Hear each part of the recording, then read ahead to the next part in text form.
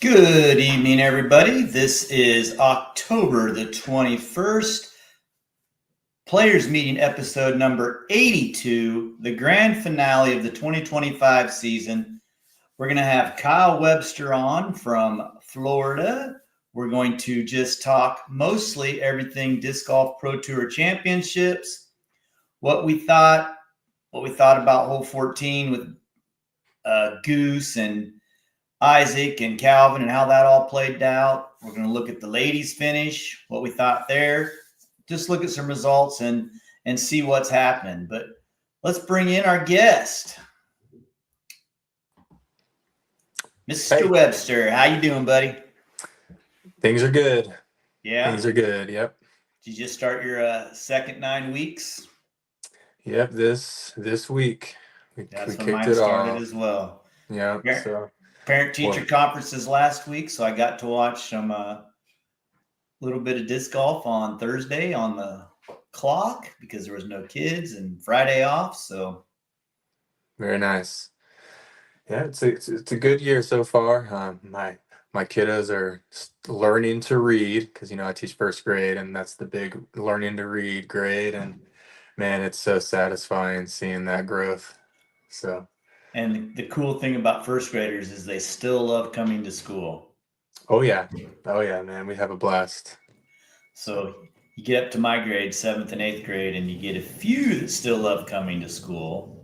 Some that like coming to school but won't admit it, and some that just absolutely hate everything about school. yeah, I don't envy you. Yeah. Man, back when I was a PE teacher, though, oh, that was the life, dude. You talk about somebody who's loved, man. You try to be the PE teacher for first and second graders.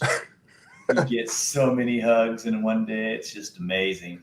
Yeah, you're a celebrity, man. Yeah. You Yeah, tie a lot of shoes as well. A man. lot of I shoes. I have made it a thing this year that I'm not the shoe tying teacher this year because man, first graders they just cannot tie their shoes. I'm like, tell your parents to teach you how to tie your shoes because I don't tie shoes. Well, you should sell some of those shoelaces that twist up real tight. You ever seen those? You put them on, you pull them, and then they just twist up and they can't go back through. Good Yeah, fundraiser for you. There you go. it's a good idea. There you go. So, what about disc golf? You been playing any of that? Well, I'm semi-retired, I like to say, but I did make a trip down to Joplin, Missouri, All that. couple weekends ago for their A tier, the Four States Open, and I played a whole lot of disc golf. Well, so you can read in between the lines there, threw a whole lot of shots. Yeah. Man, I think that was the first time I've ever played that tournament, and I've been playing it for a while, that I did not cash. And I forgot how hard it was to play disc golf in that terrain. It Florida doesn't. has it changed a lot since you left? I know that Mm, they everything was just at was it McClellan Park? The whole mm-hmm. tournament was there. The time I played there, we went to played one round there, and then we played 2 rounds at different parks that we had to drive to. Yeah, before they made the big overhaul of the course, it was 127 hole course, and then they would use like Carl Junction, maybe Neosho, using separate courses. But now they've overhauled it. It's two 18-hole courses. That's a mix between the original course, which is like a park style with rolling hills, and then straight just wooded monster elevation tight holes. Both of them Cool. are par 65 18-hole tracks, and they are gnarly hard, especially in those woods, man. uh, And I mean, I averaged, no kidding, like 7 over each round. And that's just wild. And it wasn't like I was just straight tanking, but I wasn't scoring. And when you're not scoring and you're not getting the birdies, oh, it added up quick. So my first round was filmed. I was on the feature card, and I was filmed by the Lucas. Disc and Deals or Mm-hmm. whatever. Yeah, the Deal brothers, the Deal team, and so you can see it, you can watch it, you can Well, I see will. what's that? I will. I'll check You it will. out. Yeah. So you get to see how awesome the course is. There's the Lion course, and then there's the Eagle course. And we played the Blues, which are the long tees. And yeah, it's a great track, and it's a good representation of how difficult that course is. And the guys that are on that feature card, they're so good. I got to play Joel Freeman and a couple other really good shooters. And yeah, they showed me around my old home courses. So good Yeah, times. the time I went, I rode up there. Well, Wiggins and I rode together, and man, if there's one thing that's fun, it's carpooling with Ben Wiggins because you just never stop talking or laughing or just. We had this. I think Chris Clemens won the year that we went. He won Open. I Yeah. played Masters, so I think Wiggins was like fourth place or fifth place or something, and I made a quarter more than him on payout. But we had this big long theory that Chris Clemens had it easier because of the reverse spin on his disc versus the revolution of the Earth, and it was hilarious. It kept us talking all the way home. So Yeah, yeah. Clemens being left-handed out there is just he's cheating somehow. Don't know yeah, how, but well, and it helped that he's really good at disc golf. yeah, and he's so good. I carpooled with Wiggins and Flutie one year to USDGC, Oh my. and that was the year that we both ended up tying in the qualifier, the Monday qualifier, and we went into a three-hole playoff. Me, Wiggins, and Max Nichols, the lefty from California, and I ended up winning that playoff, and I got into the USDGC, and Wiggins had to hang out for the week because he did. Oh man, that was What good a time. risk, man, driving all Ye- that way and Yeah, that trying to play was your way in. yeah, and I it was before it was at the size it is now. But it was still, the biggest tournament of the year, and they did a thing where you pay to play, and it was definitely not cheap. I can't remember how much it was, but at any point in the round, you could restart and pay like half and Hmm. play again. And I was like, I started that first hole, I got like an 8 on it, man. That short par three, it was like the windiest I've ever, played out there. I've played there a couple times now. It was so windy, and I like five putted that hole, and I just kept playing, and I got to 888, and a guy rolled up on a golf cart, and he said, "Hey, last chance to restart, but you're gonna have to ride with me because there's no way you can get there in time." And I was like, not playing great, but I had played the whole round up to that point, so I was pretty much well warmed up, and I jumped in the cart, took me to hole one, and I ended up playing pretty well. I shot a 60 out there, which I can't remember what that was according to par, but ended up making the cut. And Wiggins had finished, and then he had to wait a while for me to finish, and he was waiting around because he was on that that line, that cut line, and we ended up doing that playoff. He had to go get his bag, and I was still fresh off the course, and it was a good time, man. And I think So it rained like crazy that year. If I remember right, I remember Flutie telling stories about he was running to get the car or something, and the parking lot was just like completely one ginormous puddle. yeah, So yeah. yeah, that's still my favorite tournament I've ever played. It's really the only tournament I've ever went to that I felt like I was a real athlete. I mean, you Yep, got treated. definitely. Place is Yeah. awesome. And every person you play with can whip you Yeah. because they have to qualify to get there, and you get to play with the Europeans, people overseas. Really good time, man. So I'm glad that's still around, and I hope it doesn't go anywhere. The way they talk. Yeah, I hope it doesn't move. Yeah, for sure. Ronnie and I talked about USDGC a little bit last week, and we were trying to decide which is more prestigious, Worlds or USDGC. And we were kind of under the same idea that we thought winning Worlds is more prestigious, but we felt like USDGC had the more prestigious feel, and we couldn't peg it down. And then he hit me up like the next day, and he's like, "Dude, I figured it out." And I'm like, "What?" He's like, "I can sign up for Worlds and play Worlds next year as a out of shape, middle aged man, and I can play. I'll never get the opportunity to play USDGC because I won't qualify." And he's right. I mean, like you Yeah, just said, everybody there is fantastic. yeah, So yeah. When I was on the road the first time around with Schusterick, he used to say that Worlds is like a festival. It's like everybody's there to hang out, and USDGC, that's the big show Yeah. in his eyes. And I agree, because anybody can sign up for Worlds. They have two pools. And everybody in the B pool is less than 1,000 rated these days. That's how it was then, and it's still that way for the most part. And USDGC, you got to earn that thing. I mean, they don't just give you a spot. So Yeah. I'm on the side that the USDGC is the most prestigious, and I think a lot of the guys out there will say the same thing that play it. Yeah. I But think everybody it's crazy. everybody wants a world championship though. So Well, and I also think that on the Disc Golf Pro Tour now, a lot of the tournaments are all the best players. There's not a lot of universal donors or type O disc golfers, as we used to call them, I love that. because everybody's good. So Yeah. yeah. All right, dude. Well, you ready to start this show? Let's do it. All right. Let's start where we always start. What's popping? What's been going on in the world of disc golf?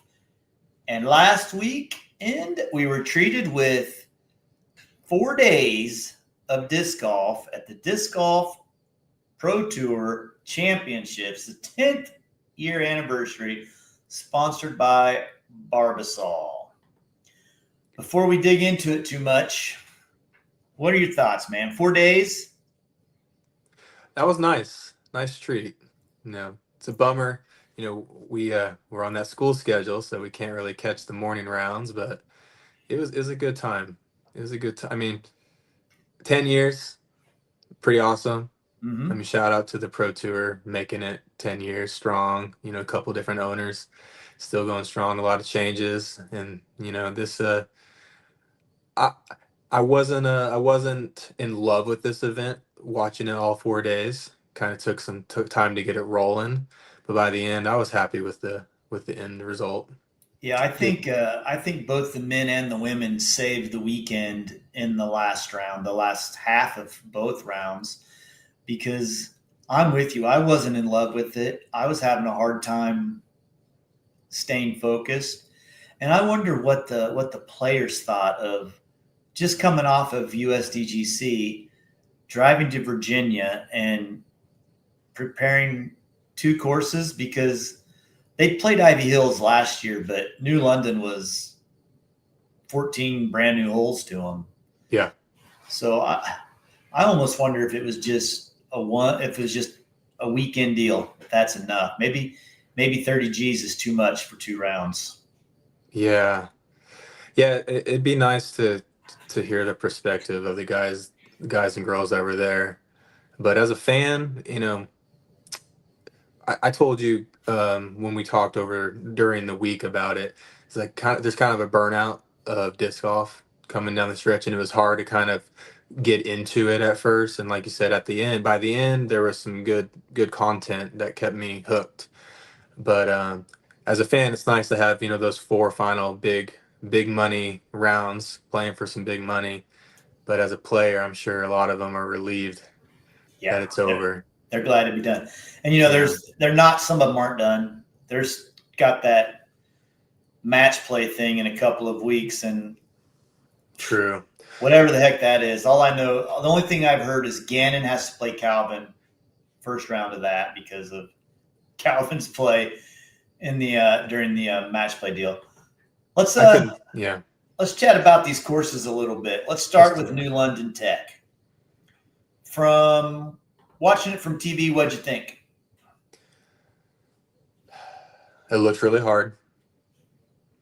I feel like one thing that stood out to me is there's a lot of work left to be done before Champions Cup next year, especially like noticing how spectators were like basically inside the circle watching on a ton of the holes. And well, during the live round, I didn't notice it, but I was watching back and watching the highlights, and I was like, wow, they're dodging discs coming in on the green. These are spectators that are literally circle's edge hanging out with no ropes, no management there, compared to the Ivy Hill course where completely beautiful infrastructure out there. So that's one thing I noticed. There's a lot of work left to be done out there, some tweaking of some holes left to be done. And I mean, it's hard. And it's You kind of know, hard to watch because of how Calvin blew a dude up, don't you? I don't know if I saw that. I'm pretty sure it was round one. He hit it off a tree and Nailed a guy. right in the chin. Oh no, I did not see that. Yeah. I didn't Wow. see it either, but I've seen some social media posts afterwards. But I'm with you. I think the course does have a few holes that need tweaks. Hmm. Watching from home, it seemed like it was pretty much the same shot. If you could get that shot locked down, it was tight flex or huge flick you had to have on lockdown. And Hmm. it was it was way too hard for the ladies. And 18 was maybe too hard for the dudes. Yeah, it was surprising how many bogeys were or double. I mean, Gannon got an 8 on it on the second Mm-hmm. round. Pretty wild. I wonder how many 8s he's gotten this year. Probably not many. Probably not many. Probably not many. But yeah, and as I was watching it, you say the spectators were close to the action. They were too close for sure, but there was not a lot of them either. Not up there. And that was another thing I was wondering about. I was like, next year, is it going to be spectator friendly at all at Champions Cup where it's a real tournament out there? I know this was, Major. the finale, but that's a major, it's got to, I mean, they did well at Northwood managing the big crowd. So maybe Nate Heinold will, reel it in out there. Yeah, maybe. I am glad that the Champions Cup's going back to a course similar to W.R. Jackson or whatever, where it originally started, a wooded course. And Yeah. I think if you'd go play New London, I think you would leave and say, man, that was awesome. And that was hard. Yeah, oh, yeah. So, Oh, yeah. Very similar to how you'd feel playing W.R. Jackson. Mm-hmm. And that was my favorite course for a long time.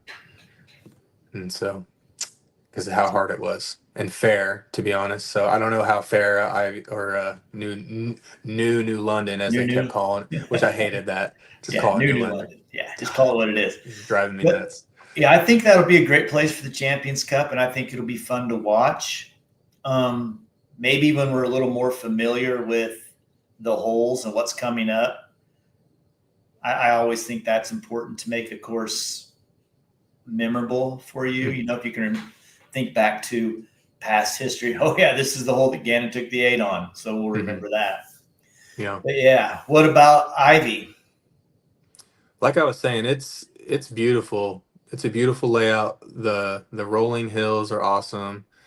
Some memorable holes. A couple holes that look the same as each other. But all in all, I think it looks like a great Pro Tour property. Yeah, kind of similar to GMC. And we can't even begin to imagine what those hills look like. Hole 10, for example, you see that disc hit and roll sometimes 150 feet, sometimes out of bounds too. Yeah. But these were two of the big changes that they had made to make the course better. Hole 6 previously was just a little downhill hyzer to a little skinny landing zone that hardly anybody could land on. So they moved the tee pad out into the open with a long carry, 557 feet down a hill into the woods. I thought that change was better than the other one, way better than the other hole. I feel like you're asking these dudes, though, to hit a tiny little gap from 500 feet away down a hill. Mm-hmm. But I feel like there's a little bit of luck involved. Get that cleared out just a smidge. Yeah. And I think it'll make that hole play much better. Yeah. One thing about Ivy Hill that I was thinking was it has a lot of really good par 3s that are like hard par 3s, but like very like gettable for anybody at that level. But then you get this hole and it's not fair at all. I mean, it's reachable since it's downhill, has like an elevation change about halfway down. But it's just not fair. And even the guys that were getting it, they were hitting some huge putts. Mm-hmm. Yeah. And then the scramble, just didn't seem very fair. The guys were making it look easier than it probably was on those scramble shots, and it didn't seem like there was. It kind of seemed like there was only one. It was a one shot shape type hole. Didn't see any sidearm attacking zones, and then yeah, I mean it could change, and I think that's in the coverage. Nate Perkins was saying that he was talking to Nate Heinold about it, and he already had some thoughts about it, about changing it. So maybe we'll see something different next year. Yeah, well, I mean, it's definitely better than what it was before. Yeah. What do you think about like hole 4? You remember that? It's the little par 3 with the hay bales in front, the downhill hmm slope to the water. What do you think of that hole? Hazard short, no B long. Yeah, the guys are making it look fairly easy. It seems like a very friendly hole, like the results are in the favor of the player. Um, you know, I don't love holes that have hazards, like short of the green, stuff like that. It's kind of like USDGC. I mean, they coined that style. But I think it's cool. It's a downhill hole. It's got the danger behind the basket. It's got the hay bale to stop them into the hazard that's there. It's not an island hole, so it's fair in that sense. I mean, I like it, but like I said, it's kind of similar to a hole later on in the round. I think it's like 12, maybe. Yep. It's Yeah, exactly the same, except yeah. 12, there's There's, no OB behind it. There is, but it's it's not as definitely more dangerous. forgiving. I Yeah, just don't know how they want them to play hole 4. I don't think you can yeah, fly that green. yeah. And you see nobody going directly at it. Yeah, and you see a lot of skip shots over the bale. I don't. Do Mhm. you think they're trying to do that? Yeah, because when they do the behind the basket shot, the green shot, when the discs are coming in, there's actually like a window Way right. on the ray, and so it seems like the guys that were puring it were just going right down that alley, and it seemed like it was on purpose. The amount of shots you see do it that are hitting the base of the elevated basket seems like it's on purpose. Mm-hmm. And then the way the ladies play it, they don't seem to be going for that same window. They're playing more of like a hit short jump over type play with more of a aggressive angle on it. I think they're doing it on purpose. And then you got Gossage throwing a Spike Heiser onto the green, Yeah, which he's I a don't think we freak. saw anybody else do that. Yeah, Pretty aggressive play, yeah. I but think maybe they're looking at it as skipping into the bale. You can at least have an hit the opportunity to save a par. Whereas yeah, if you go in the water, you're going to that drop zone that's like 55 feet away. yeah. That's putting to death. hmm So, man, Vinny made a killer putt on that hole the last round. He was short and in the hazard and drained it from Yeah. like 35 or 40. So Putter's been I do like the fact that if they come up short, they can still make a miraculous shot to save it. So maybe that gives the whole yeah, little yeah. I merit. mean, forcing them to go to a drop zone for no reason would be a shame. So Mm-hmm. that the hazard does keep it interesting for sure. And then the other big change that they spoke of was hole 14. hmm Changed a couple of things here. Number one, they moved the tee pad out, so it's not a hyzer off of the tee. It's more of a penetrating straight shot. And hmm then they moved the basket farther up the hill and added the rocks around it to keep back disc from rolling back down the hill, like what happened to Nicholas and James Proctor at Yeah. Worlds last year. What do you think of that change? I definitely seemed less dramatic Yeah, until the final round because I was thinking, oh, this hole was infamous last year. I mean, it kind of ruined the the vibe for a lot of people.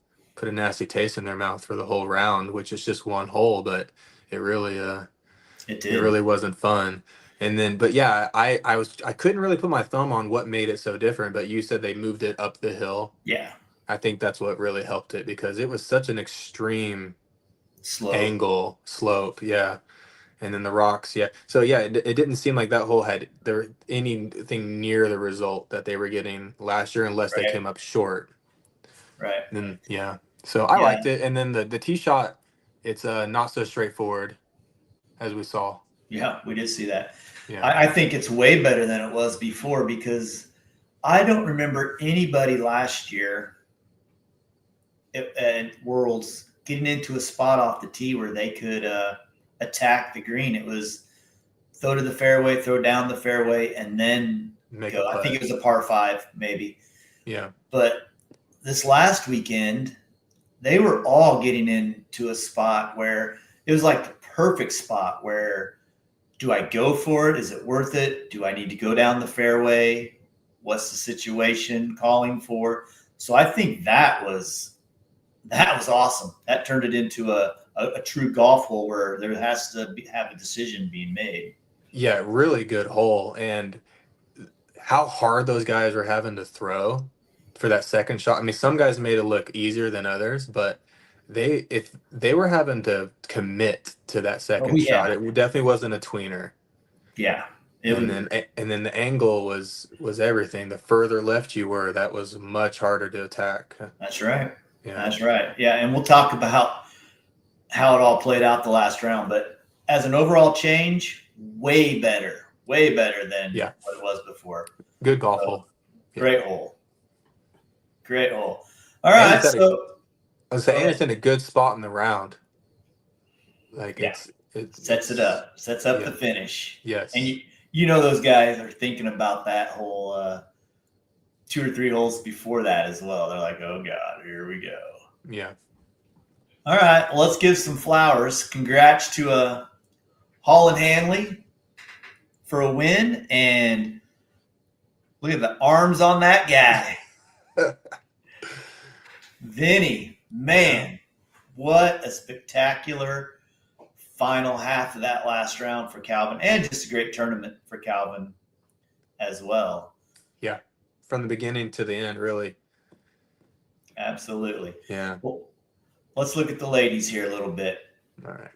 All right, so we don't need to break down all 3 rounds because there was some weird names at the top of the list. Did you think that Lisa Fakis had a shot at winning this tournament after round 1? If it was wooded all 4 rounds, maybe. I had thought she had no chance whatsoever. Yeah. She shot her highest rated round of her life, first round, which is really cool to do. But yeah, second round, what did she do? I got it called up, right? She went she's not even on 63-77. Woo! Yeah. Yeah. So she went 7 down, 7 up, right? So jeez. I'm looking for her name. She dropped 7 spots. Dude, she's way down there. She's yeah. tied for 12th. Oh yeah. Still making a nice payday though at $2,624. But through hole 10, we had the 5-time world champion, somebody who I think might be the greatest female to play the game, Paige Pierce in the lead by 1. Holland, 1 back, has to be thinking about Worlds last year and how the back 9 just destroyed her. Yeah. Silva, who didn't putt as awesome as she normally did and was really struggling at Ivy Hill. She was all over the out of bounds and bad spots. And then Evelina, who we know has to have good memories of this place. She won a world title here. Mm-hmm. But we know what's probably going to happen down the stretch. All right. So then I did a little back 8 holes comparison. And if you remember, Paige was 1 up with 8 to go, and she ended up losing by 4 strokes. Bogey, she crumbled. Bogey, and another bogey. 2 up. Why is that, man? She was making just such poor decisions, which she wasn't doing in the earlier rounds. She was doing things that Paige Pierce never does. She was laying up when she needed to lay up. She was playing super, super safe. And I'm like, what is going on here? And then all of a sudden, She looked like she had no idea what to do on a lot of those shots. I don't get it. Yeah, she she lost her focus. I mean, it just was not going well. And she kept, and like her demeanor, she kept trying to like play cool, I think, like play it off like she wasn't worried. And I think that like was an issue. She wasn't like focusing in on, okay, what is happening right now? I need to fix this. She was kind of trying to play it like, oh, there's no big deal. I'm cool. I'm fine. And it was just compounding. Yeah. Yeah. And then And like if you pull that picture back up of it would have to be, I think it was 13. Is that the low ceiling upshot? yep. The That coming into the green, yeah. Yeah, that was the one where she forced that putter on an Anheuser and cut rolled it out of bounds. It was a terrible throw.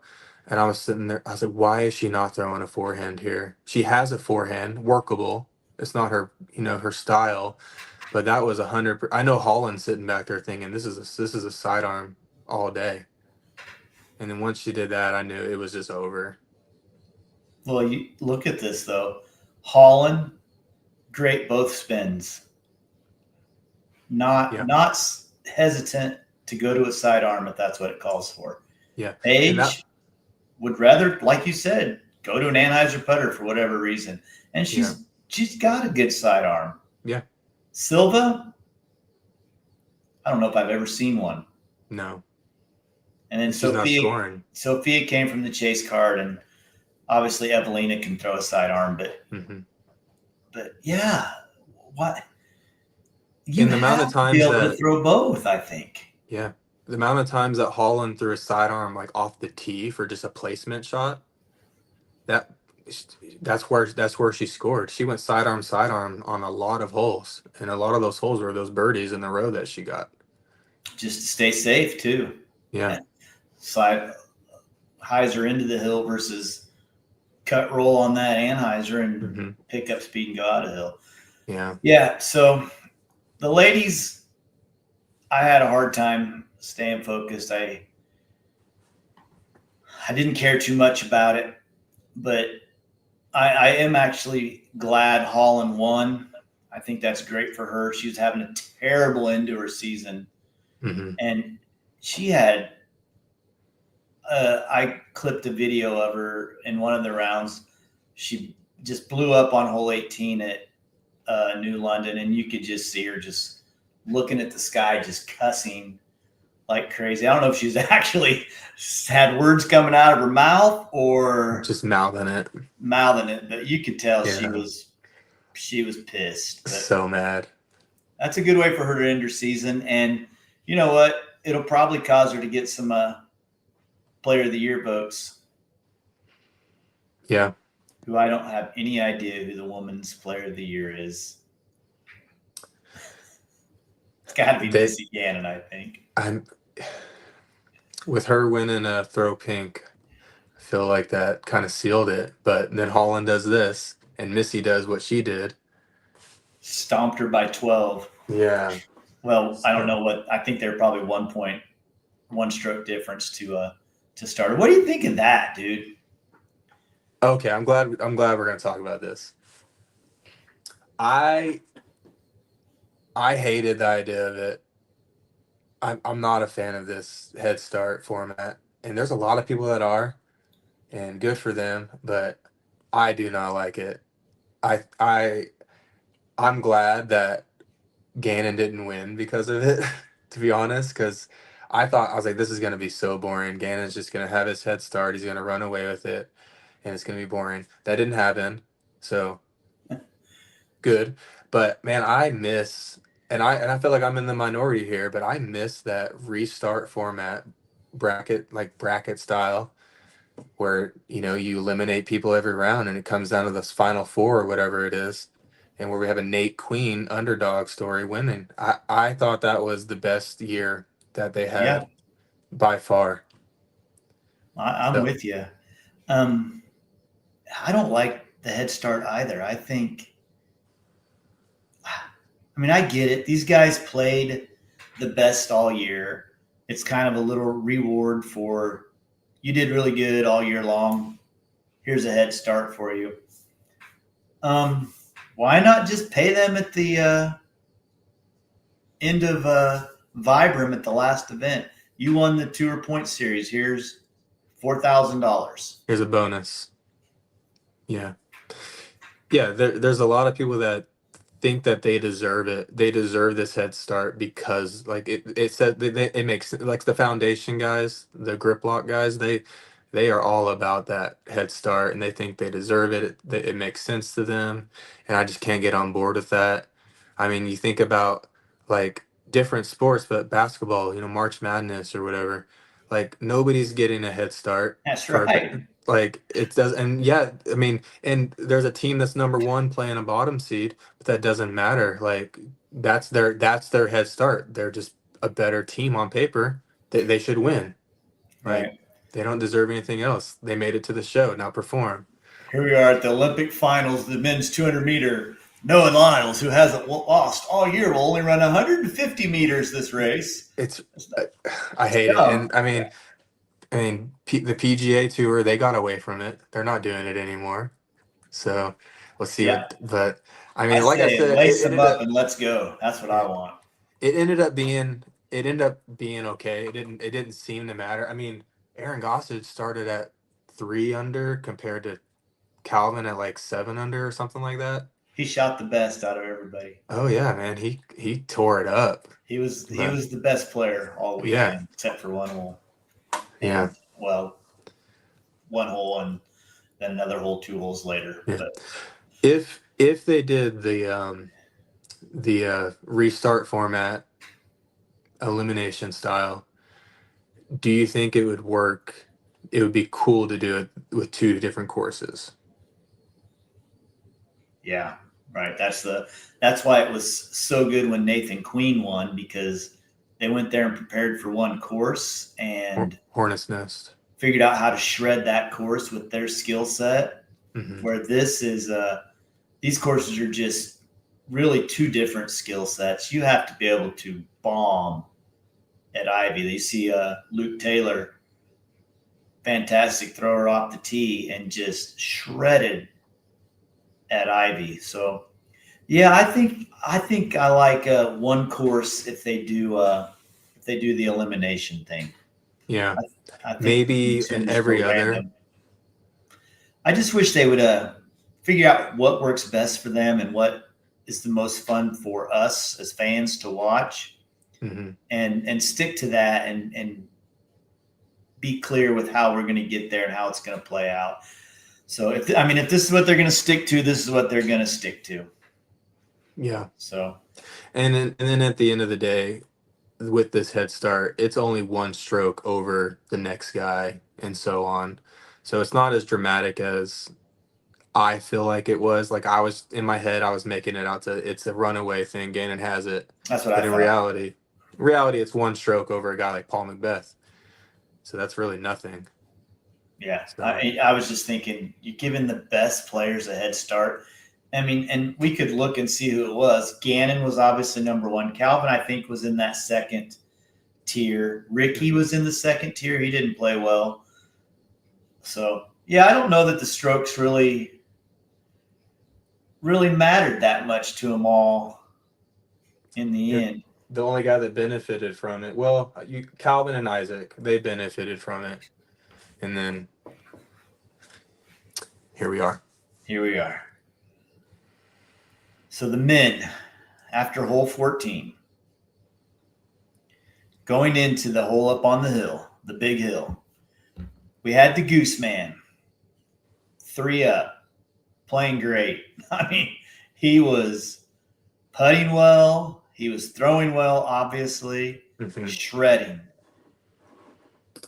We had Isaac, who was playing pretty well, but Some making bogeys. some uncharacteristic mistakes. It seemed like a lot of them were on upshots to me. And we had Calvin, who played like crap the first 12 holes, except for his putting. He saved himself with his putter. I think he had 6 OB or hazards in the first 12 holes. He was 1 over par through hole 7. Yeah. And most likely everybody's saying this is a 2-horse race. In fact, I can probably go to Disc Golf Network and clip Nate Doss saying this is a 2-horse race. Calvin's now dead. Probably. Right? And going into hole 15, starts to rain a little bit, right? And Gooseman, 14 is that?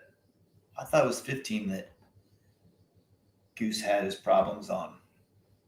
Was it 14? Oh, it was 14. Oh my gosh. So that was after, let me call that graphic back up. I got to look at this again. You had it right. You had the hole right. They're going into 14. Into 14 after 13, through 13. Yeah. Okay. So yeah, there we go. So Goose is up, starting to rain, slips on the tee, and shanked off dead, right? Mm-hmm. And he's mad, as anybody would be, irritated at the situation because he slipped, right? Yeah. And it's really not something you can control.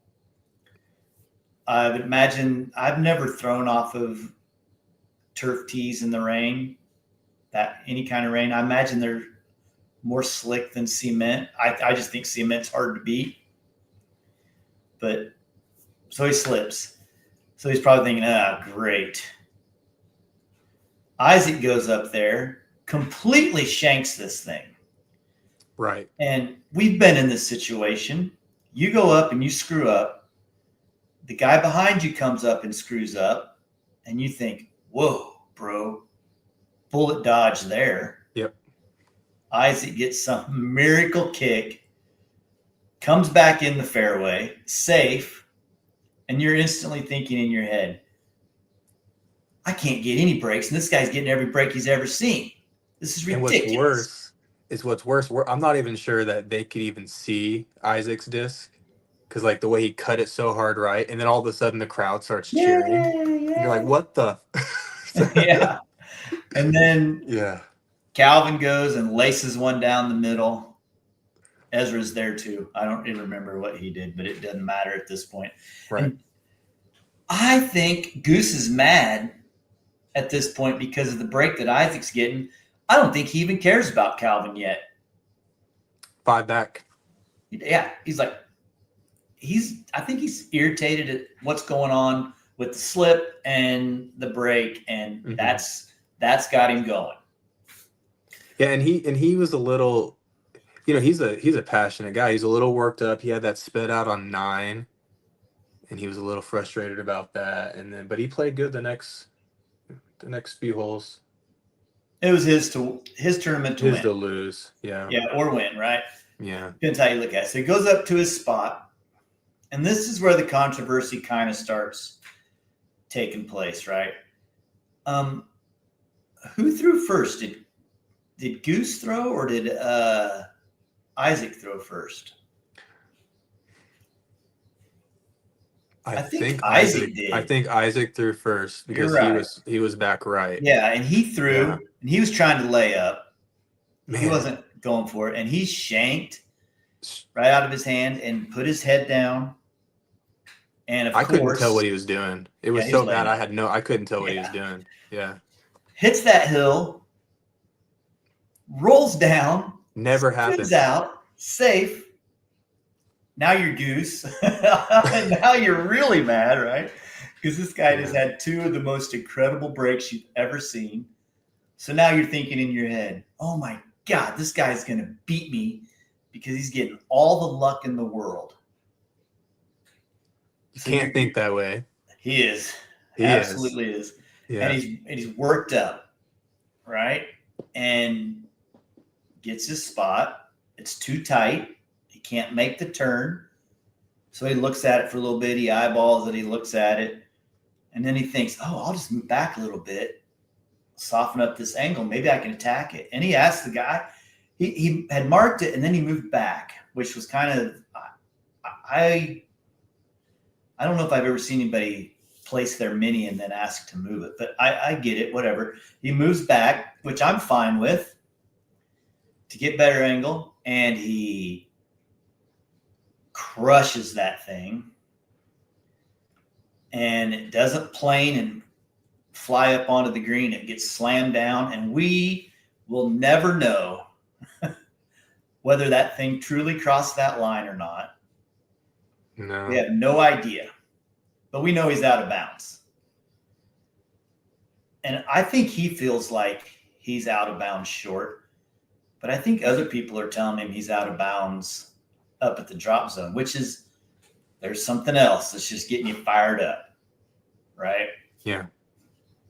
Well, and he got the call. Yeah, that's what, on his way to his OB shot. Yeah.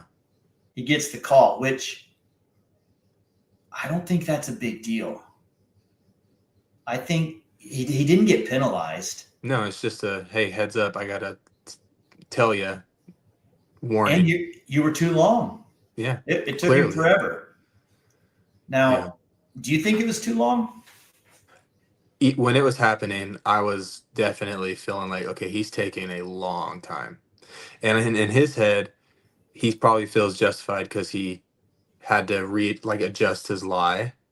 So it probably didn't feel like his time started until that moment in his head. I can see it from his point of view, but it felt like a long time. It was, and he's already got a slow routine, pretty methodical, but yeah, that took forever. And then not having a caddy, he had to not only move his lie, but then go move his bag and his umbrella and all that. Just more time, and then eyeball it again with the rangefinder, and then throw. So I hate that was a thing, the time, because a couple reasons I hate it. Number one, it actually was probably the biggest shot in the entire tournament. It had the most riding on it, $30,000 riding on it. That could help the Gooseman tremendously with next year's tour. They're the last group. Nobody was waiting on them. There was plenty of sunlight. And like you said, he's methodical and slow. But I don't think it's terrible, right? I played with people who are way worse. I hate that call for him. Yeah. For everybody. I don't think the card would call it. Never. It's just, it was an outside third party, making the call. And I wonder if Brian Cole, the guy that made the call, I wonder if he's the one that made the call, or somebody else said, hey, like if Jeff Spring said, we got to enforce it. We got to go. Maybe. Yeah, maybe. But I mean, Brian was the marshal at that point. So another thing I hate about it is not every card has the marshal walking with them. Yeah. Did Andrew Presnell, was he there? Yeah, he was there. Playing on one of the early cards. Did he throw into the same spot and deal with the same stuff? We don't know. We'll never know. No. Okay, so let's fast forward. This dude's now hot. You can see the steam coming out of his collar, dude. He is fired up. And he is giving Brian Cole and Jeff Spring the business all the way up to that drop zone where he thinks he's going to play from. Yeah. Because his card mates tell him to go there. And then he finds out from Joe Blow Spotter, who's actually an official. I do like that there's an official on that hole. That guy's ruling counts over everything. Oh, I didn't know that. And I haven't heard that from any other podcast, or that's big information. Yeah, it's just like at USDGC. The spotters on 18 were officials. So Their call is the final call, which I love that. I think that's great. Is a perfect thing for a hole like that, because these guys are way back and down the hill. They can't see the rock anyhow. I have heard a lot of people say they heard it hit a rock. Man, I mean, I know you say that we'll never know, but man, I've watched it, both camera angles that were given. The official, the spotter, people are saying he couldn't see it. He was standing right over it. He was on it. He was on it. He could definitely have seen that. And then the other camera angle, I saw dirt fly up. I mean, and the way it reacted, it shot so fast down that hill, it could have hit the rock because Yeah, that reaction was pretty aggressive. But yeah, it's ridiculous. So this yeah, hole's ruining somebody's life again. Okay, somebody's life. So now this dude goes up there and they say, bro, down the hill. Oh man. So he gets his stuff and he goes down the hill and he takes his normal routine and he throws. And did you hear what he asked the guy? No. How close was that to 30 seconds? No kidding. Yeah. So he's like fueling the fire, right? And this is in his head and he throws it a little bit too long. And when I saw it, I knew it was going to be a miss. There's too much going on in your head to make this putt. And he goes up there and he misses, gets pissed, slams his disc on his leg like he always does. This isn't the first time he's done this. Yeah. Runs up there, chips it in out of turn, which I don't think any of those guys care about that. Right? Do you care if you're up and I miss and run up there and tap it in?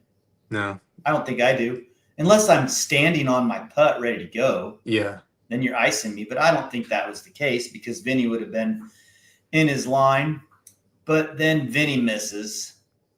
And the commentators are saying, and they're not wrong, I don't think. They're saying like Aaron could be in jeopardy of having a courtesy warning called on him. Yeah. So I before I hopped on here, I was listening to the Foundation podcast, and Vinny was on there, and he was saying he was legitimately like frustrated at Aaron at that point. And he said he had to like calm himself down because he was like angry about Aaron's behavior and angry about the result of his putt, like a combination of things. But so yeah, you're right. I mean, somebody could have called. I mean, I think Calvin's caddy had like made some noise about something about the behavior, and I think even Calvin's caddy could have called a courtesy warning on him. Like, so that's a tough call coming Yeah. down the stretch to call a courtesy. And is a time violation warning and then a courtesy warning? I don't know if those are two separate deals, if those are both warnings, or if that instantly becomes a stroke. I don't know. I'd have to go to the rule book. I think they're separate instances. Okay, so it would have just been another warning. It'd be like, dude, chill But out. more fuel, like Oh, I know. napalm, man. I know. And what got me is as this dude is fired up and just livid and ready to just throw down on the way to 15, you can see as he's walking, those two guys walking right behind him. Right? Why don't we just separate, either Goose get away from them or them get away from Goose? Something I feel like should have happened. And then like right before they cut to whatever, Nate Heinold approached Aaron. I'm glad you saw that. Yeah, and so who knows what he said? Like, why? Yeah, why? Why? I hadn't seen Nate Heinold the entire day, and you're right. Vinny was lining up that eagle putt, and Aaron was going to have that little bit of a tester at this point coming down the hill. Vinny drills it. Aaron knocks his in, and I saw Nate Heinold in the background. And I'm like, why is this guy here? And then he was telling spectators, go this way, go this way, go this way. And I literally saw him put his hand out like this towards Aaron, and they cut off. Right, yeah. Like he was like stopping him to like reprimand him or something. Yeah, like say, dude, you better chill, man. I would love to know as much as anything in this whole situation, what was said there. Right? I mean, maybe it was nothing. Maybe Nate was just moving. Yeah, we saw it, sucker. We don't like you. But yeah, that was weird. And that was after 15. Then we go to 16. and Calvin throws a shot. Oh my gosh, dude. Yeah, like That 700 thing feet. was ridiculous. Huge. Off the tee, I thought, oh my gosh, he has burnt that thing over. That's going OB. He has to go. He's got to put the pressure on him. Yeah. And he absolutely annihilated that thing. Yeah, and the shape of that fairway, that's tough, man. It gets so Yeah. skinny on that left side. What an Perfect. incredible shot. Yes. And then Goose throws not a good shot off the tee. His layup was pretty dang short, I felt. Wide, short. Yeah. Yeah. Didn't even look like he tried to get any on it. And he and Isaac then. Isaac's upshot was worse. Oh, well, that was their wasn't that their third that was so bad? It was I think No, I Goose thought- had to chip up twice. did he? Okay. But yeah, you're right. Isaac was fluffed and out of bounds. Way left. Yeah, history. Yeah. See ya. Throwing like his brother. Yeah. Oh, not good. And then Goose flicked it up there. Mm-hmm. And when he flicked it, I thought, that's pretty good. He's probably getting up and down from there. From his shot in the fairway, Yeah. I thought he's probably getting it. Yeah. And then I don't know what Vinny threw. I don't know if that was a mid. I think it was maybe a rock. But he ripped that thing up there, put it inside of Goose. And when they came back to the putt and I saw what Goose had with that much tailwind, I text Ronnie, no possible way he makes this. It slammed it down so hard. Into With that his hyzer cruisy, rolled it out, and then Vinny just boom. And I told Ronnie, I'm like, dude, I think he's gonna miss this one. It's crazy. Pressure Crazy. burst pipes. That's what Ronnie always says. Pressure burst pipes. And this was Truth. that was a absolute must make at that point. And he didn't. And he lost his cool again. And I thought he was going to punch that basket. Oh man. I bet you his thigh is so bruised. Yeah. Yeah. And once again, he missed and chipped out before Isaac. Same thing that happened on 14. But, not a lot of drama. And then Vinny, do you like hole 17? I don't love it. I think it sucks. Yeah. The green's a weird shape. And no MPO player, no male is ever going to lay up. No, that's what I was thinking too. Like the layup zone is pointless unless it's a hurricane.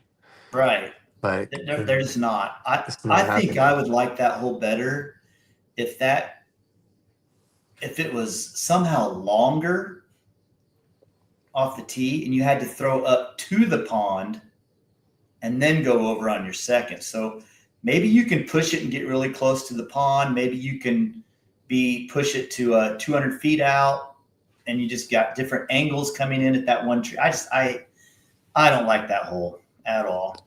Yeah. I'm not sure what they could do to make it better. Yeah, well, without it being there, we can't tell how much. Yeah. I don't like I didn't like Goose's play, the sidearm skip shot. Stung him the day before he hit the fountain. Yeah. They were talking about that. Yeah. Vinny's shot was scary, but it was clutch. What was cool though is Vinny and Joey did something you never see a caddy and a player do. They were both on the tee. Mm-hmm. So there was like real thought between the two of them as to what needs to be done. Now I'll bet Yuli and Junebug, Brad do that stuff. Mm-hmm. Right? Because Brad has the knowledge of the game. You see it with like Missy Gannon and her husband, Caddy. Yeah, it's pretty. Own and her husband sometimes. Yeah. But on the men's side, it's usually like, hey, you dude who's wearing my jersey in the crowd, do you want to come carry my bag? Yeah. type deal. But that was real thought, and you're right. Nasty shot. Calvin just Yeah. dreaded that. The way it flew, man, he made that hole look a lot longer than it is. I think he threw like a Toro. Okay, because that disc was in the air for a long time. Yeah. Yeah. And it flipped up and held just perfect. Kind of. And Yeah. somehow got through that willow tree that nobody else gets through. Yeah. But yeah, I'm with you. I hate gooses. I don't like that flick off the water. I think number one, it brings in throwing it directly in the water. Number two, it brings that bank skipping into the bank and being OB. Or three, where he hit that thing, that disc, if it skips, has no choice but to go way right like it did. He must have had luck with it in practice, I'm guessing. But or he sawed it off maybe, because that was it was off. It was right of center the whole way. There was no way he was going to be in the circle. Right. And missed the putt. It was a hard putt.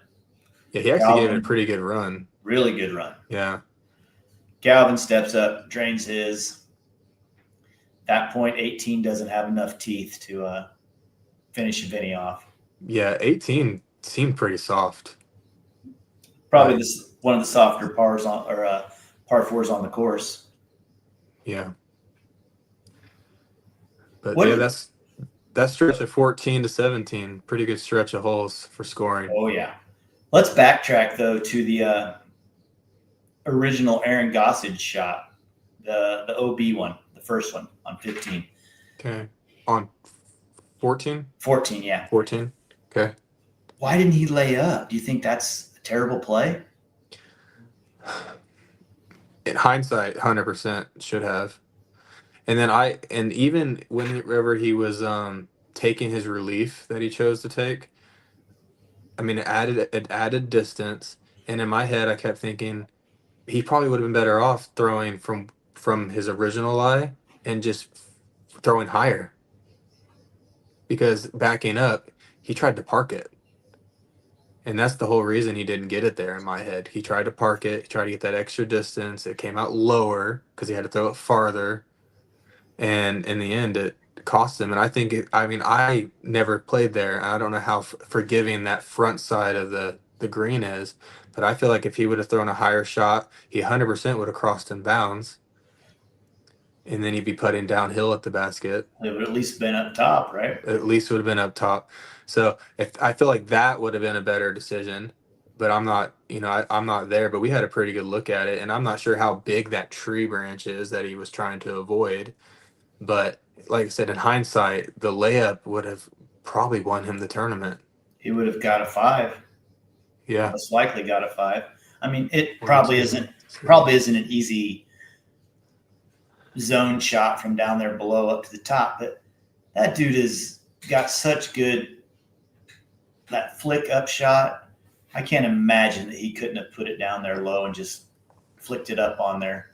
And another thing, it was funny, and I watched back the highlights again, is prior to them playing that hole, they were Nate Sexton and the other Nate and them were talking about how calm it was out there and where'd the weather go. It's so calm, it's crazy. And then they get there and it's all of a sudden ripping windy and rain. And I was just like, how unlucky for these guys. Yeah. Yeah. Yeah, it was. Sure was. But you know what? Even after that debacle, he was still tied up, but the tournament was over.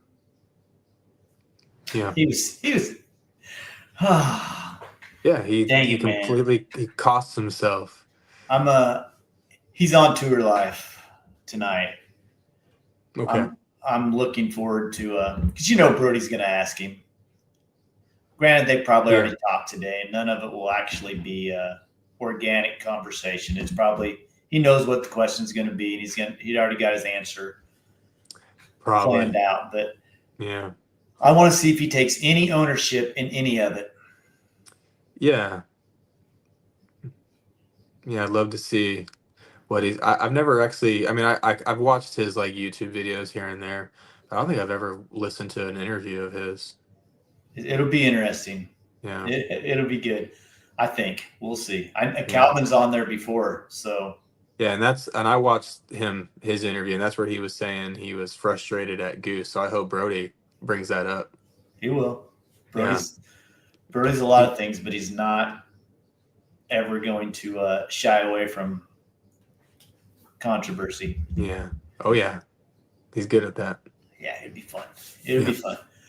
All right, dude. Well, that brings us to the last thing. Let me get this ready here. And I don't know if this is a big deal or not. We'll see. The final part of our show, big deal. The part of the show where Kyle takes a deep dive into things that everybody is talking about and truly decides if they are a big deal. Or is it, yeah, whatever, big deal, bro. Here we go. Trying to think of what it could be. It's not going to be that. It's not going to be too big of a deal. Okay. James Proctor and Callaway. Ben Callaway have both announced they're retiring from the Disc Golf Pro Tour. No longer on tour. Big deal or, yeah, big deal, bro? Do you did you hear did you catch the reasons for why? I haven't read anything or heard this. Yeah, I've watched both of them on. Well, I watched Ben on the Joe Mez podcast. There, Ben and his wife when he started his. Well, I can't tell you any of this yet. Okay. All right. Knee-jerk reaction. Surprised because Ben's coming off of a win this year, and he's actually been kind of on an upward trend for the past couple of years. And I don't think the game is outgrowing him. He's got a pretty good style. He's got a lot of distance. He's got a putt similar to. I've always thought his putt is very similar to Macbeth's. Pretty good putt. So Ben, I feel like he's got some life left in him to be a top 20 player for couple more years at least. I don't think the game's going to leave him behind. And then Proctor, man, he's an animal. He's an absolute animal, and he's huge. I Yes. remember I played with him in California when I lived there for a short spell, and I kept thinking, this dude can throw the disc so much higher than me because he's letting go of it this much higher in the air than me. It's unreal. And then you see his play. The dude absolutely smashes putts, smashes drives. He's a Maple Hill winner, MVP Open winner. I mean, completely. That one's more of a surprise than Callaway because I know Callaway's got the family. But yeah, so right now, big deal, like making waves.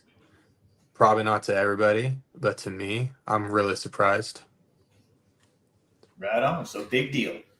Big deal. Okay, so here's kind of what I know. Callaway and his wife had a 5-year plan. This is the 5th year of their plan. So you're right. He's been a great player for a lot of years, and I don't know if he's trending in the right direction. He got the win. He should have got one last year too. Yeah, Jonesboro. Yeah. But what he also announced is that I think makes it to me, yeah, big deal, bro. I'm glad you made this choice. He said, my daughter is now 8. So he's been on tour for 5 years. He's missed a lot of awesome stuff. Yeah. Right. Yeah. And then he said he's expecting number 2. Oh, good for him. Yeah. So yeah. See you Disc Golf Pro Tour. I'll just be the most dominant player who lives in Iowa and plays in Iowa at every tournament, right? He'll still going to play a lot of disc golf, I'm sure, and he's probably going to win more money playing disc golf at A tiers and B tiers around the Midwest than he loses by going all over the world living away from home. Yeah.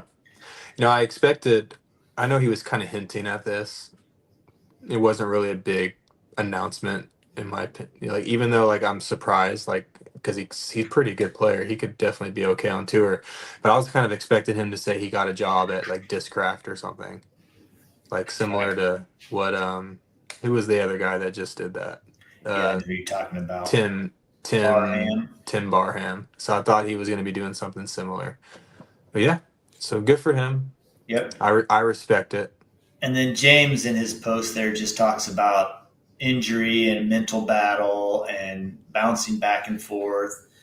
And yeah, I get that too. And I don't know. James is a little bit different than these other dudes because like Ben has a major manufacturer behind him. I'm guessing he's getting some sort of a paycheck. But James is like Clash and Thought Space and Stokely Disc, all these little smaller companies. So I don't know. I can't imagine that James was getting the same monthly Yeah, check as the rest of them. and he's definitely been one that I've thought about because he lives in Rohnert Park, California, and that's a pretty expensive place to live. Well, maybe he has money from other sources as Mm, well. yeah, maybe, but yeah, that one's interesting. But I mean, good for him. I wonder what he'll end up doing. I know he was a special education teacher, Mm-hmm. so maybe Yep. he goes back to the field. Yep. Maybe. So I yeah, think this might be something we see with a lot of players. Like I, uh, I look at the results at tournaments, and sometimes I wonder how dudes like Colton Montgomery, right? yeah, Pretty good player, yeah. could do well at A tiers, B tiers, all over. Never, never in the even making a wave. He won Waco, right? One time. I mean, that was That the was COVID year. shortened year, yeah. Yeah, And there's other dudes like that. And then the same thing on the women's side, like Maria Oliva. yeah, yeah. I'm not sure how much life on tour she has left in her. Well, and then I think she dates like O'Reilly, maybe Luke Connor O'Reilly. Sampson. One of them ginormous, big blonde son of a bucks. Yeah, Luke They're Luke both Sampson. massive men, but Yeah, he's another one. He's he's a good grind. He's player, yeah. but not making waves. And I think a lot of these dudes could represent their sponsors probably more effectively by hmm playing B tiers, A tiers, C tiers around their whatever their home is, and I think they could make more money than what they're making on Disc Golf Pro Tour. Yeah, I wonder how many of this like silent exits are going to be this year off the tour. Guys that are going to disappear and we don't even realize it till Yeah, maybe till we see their Facebook post pop up. yeah, I know. But Last year in the off season, Lucas loves all of the off season, movement and whatever. And mhm. so each week we'd get on and we'd talk and we'd blab. And I'm not doing that this year. This is the last show until next year starts, Hey, unless that's something cool. big happens, and then I'll call Lucas up and say, "Dude, let's talk about it," because he lives and loves that off season drama. So, Yeah. all right, dude. Well, we made it. You got any shout outs for the week? Um. Well, I already shouted out my first graders learning to read. They're doing awesome. I'm super proud of them. But I want to give a shout out. We talked about him earlier. Clemens. He's still doing it. Yeah, man. He's out on the road. He made that Pro Tour championship, made some money, a little bit of bread for next year. And I mean, he's that road dog. We both started playing at the same time. We learned to play together pretty much. Went on tour around the same time, and he's still out there doing it. So I'm proud of that guy. So Yeah, I want that's to give cool. him a shout out. And his girl made it into the finale as well. Yeah, they're a pretty good team. Yeah, So that's cool. All yeah, right, I got to give a shout out to this dude named Dave Cox in Ellsworth, Kansas. I played a little tournament there this last weekend. It's on a ball golf course, and the cool thing about it is he always is trying to fundraise for something in their community. And he ran this tournament with proceeds going to a volunteer fire training center, which in small town Kansas, volunteer firefighters are super important to the communities. But what's crazy about this, Kyle, is all of the tournament staff are prisoners. no kidding. Yeah, so they're like nearly, they're almost ready to be released. Yeah. And Dave works with these guys, and this is just their way of giving back to the community. It makes them feel important, which is probably a big deal if you're getting ready to get out of prison and go into society. You know, serving other people is probably something that you lose in prison, I would guess. So these guys all put out all the baskets, picked them all up. If you threw your disc in the weeds and couldn't find it, they'd go dig for it and find it. So pretty cool deal. Oh, and I won a trophy. That is really cool. And these guys made this trophy too. Can't believe they can make this in prison, because I could kill a man with this. That's legit. Yeah. Is that Last Cash?